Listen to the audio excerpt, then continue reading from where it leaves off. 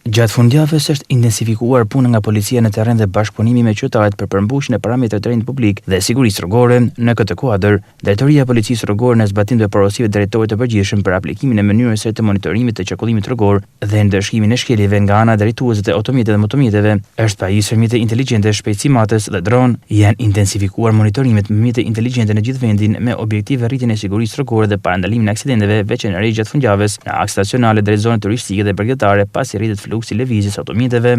Gjatë javës së fundit në të gjithë vendin janë vendosur 26116 masa administrative për shkelje ndryshme si mos përdorimi i kaskës mbrojtëse, mos vendosja rripi sigurimit, përdorimi solar gjatë drejtimit të mjetit, parkalimet gabuara, drejtimi i mjetit në efektin e alkoolit, për zhurmë apo manovra të rrezikshme me automjet dhe shkelje të tjera. Gjithashtu janë arrestuar 40 drejtues mjetësh, nga të cilët 26 për drejtim mjeti në gjë ndehur dhe 22 për drejtim mjeti pa lejë drejtimi. Monitorim intensiv është ushtruar në qendrat e banuara për parkimet e gabuara që pengojnë lëvizjen lirë të mjeteve të emergjencës, krijojnë fluks në trafik apo pengojnë lëvizjen lirë të qytetarëve në trotuare. Në këtë kuadër, janë zhvendosur mjet ngritës karrotrec në kryeqytet 258 automjete të parkuar në kursitë dedikuara në trotuar apo në vende ku ndalohet parkimi.